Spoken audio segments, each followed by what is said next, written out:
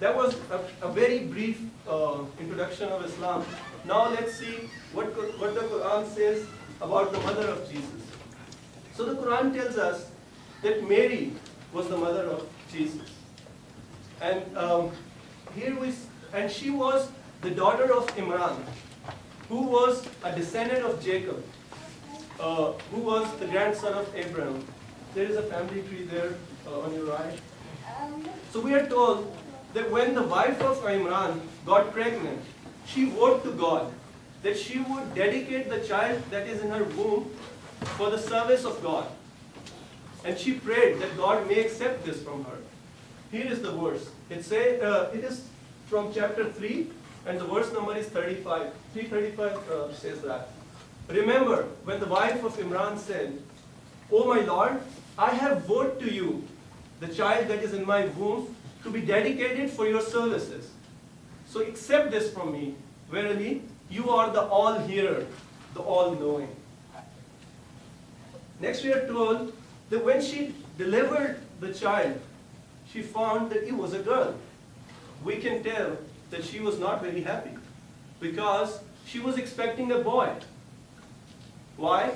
Because these were the males who were usually dedicated for this purpose. But nonetheless, she names the child as Mary and prays to God that He may protect her and her offspring from Satan. Again, here is the verse, but I won't be reading it. Please note that I won't be reading all the verses, but what I am describing is from the Quran, and the verses are there on the slides, which you can read later on if you wish. Next, we are told that God accepted Mary with a goodly acceptance and made her grow in a good manner. That is, an excellent and a very fine child she was. And God put her under the care of Zechariah. Zechariah was one of the priests of temple and a prophet. Mary had of course moved to the temple because she was dedicated for the service of God, and somebody had to be her caretaker. And we are told later in the Quran that the people in the temple disputed as to who will become the caretaker of Mary. And they then cast lots with their pens to decide who that person will be, who later turned out to be Zechariah. And that's why the Quran says that we put her under the care of Zechariah. Then we are told that every time Zechariah entered her chamber, her room, he would find food with her, sustenance, food and fruits of different kind. He was, of course, surprised. Where does this little girl get all these, yummy food from? And he couldn't figure out. Then one day he asked her, "Oh Mary, where did this come for you from?" And what did she say? She said, "This is from Allah. Verily, Allah provides sustenance to whomever He wills without limits." And on that, this made Zechariah pray for his own offspring. Zechariah was an old man, a very old man, and he did not have any children. But after finding out that God provided Mary, that little girl, with food, his hope in God that He can still bless him with a child got strengthened. And so he prayed, "Oh my Lord, grant me from you a good offspring. You indeed are the all-hearer of the invocation." God heard his prayer. God heard his prayer, and He sent angels who came to him and gave him glad tidings of a son, of John, who would be who would confirm the word of God. Who would confirm the word of God. That is, he would testify that Jesus is the word of God and Jesus is the Christ. Excuse me. And they also told him that he will be a noble man, very righteous and among the prophets. And on hearing that, Zechariah said, "Oh my Lord, how can I have a son when I am very old and my wife has been barren all her life? How can I have a son? And God said, so it will be. It is easy for Allah. For Allah does what He wills. And on that, Zechariah said, oh my Lord, make a sign for me. Although Zechariah prayed for an offspring in the first place, but it seems like that he is finding it hard to digest that he can have a son. Because he knows that he is very old and his wife has been barren all her life. So that's why he's asking for a sign, seeing which he could strengthen his heart, that it can still happen. So Allah says that the sign for you is that you will not be able to speak to the people for 3 days. That is a sign for you, except with signs. So remember Allah much and glorify Him in the afternoon and in the morning. You might be wondering why we are talking about the birth of John, but it is important to note that the birth of Jesus is mentioned at least 3 times in Quran. And every time the birth of Jesus is mentioned, birth of John the Baptist is mentioned just before it, to make us realize that the birth of John the Baptist is also miraculous.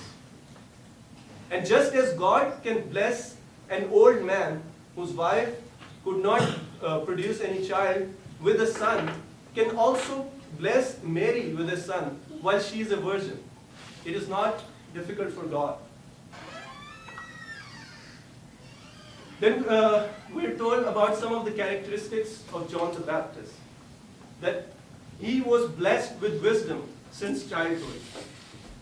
And he was made pure from disbelief. That he was dutiful and kind to his parents. And that he was not arrogant or overbearing. Peace be upon him the day he was born, the day he died, and the day he will be resurrected. Next we see that angels tell Mary one day that God has chosen you and purified you and chosen you above the women of all nations. Now it is a great honor that Mary enjoys.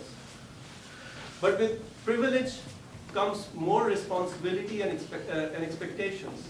So angels tell her to submit to her Lord and prostrate and bow down with those who bow down in prayer and submission.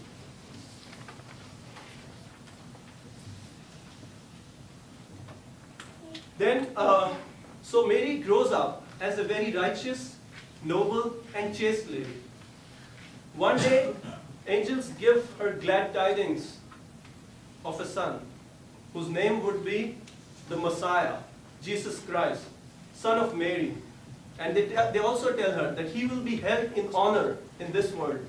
And in the hereafter, he will be one of those near to Allah. They further tell her that he will speak to the people as an infant. And he would be one of the righteous. And on that, Mary says, wait a minute. Do you tell me that I can have a son when no man has ever touched me? That is, how on earth can I have a son when I am a virgin? And on that, the angel Gabriel told her, so will it be. For Allah creates what He wills. Whenever He has decreed something, He would just say, be. And it becomes. It is so easy. And He further tells her that Allah will teach him the wisdom and the book, the Torah and the Gospel. And He continues on to tell her more about the son, which she is going to have. He tells her that Allah will make him a messenger for the progeny of Jacob. And He will enable him to perform many miracles by the permission of God and will of God. And among the miracles are that He will cure the blinds and lepers, that He will give life to dead, that He will tell people what they eat and what they store in their houses.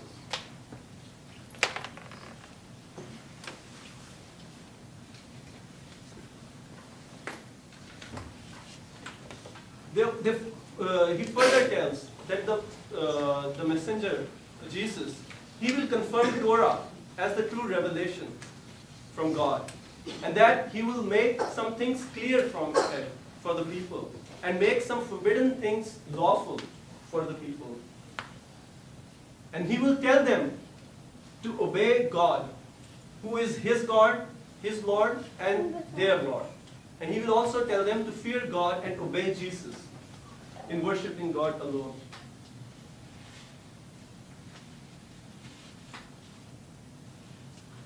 Now let's talk about so basically, angels tell her, Mary, everything in advance. They look, you are going to have a son who will be born while you are a virgin, and he will be the Word of God.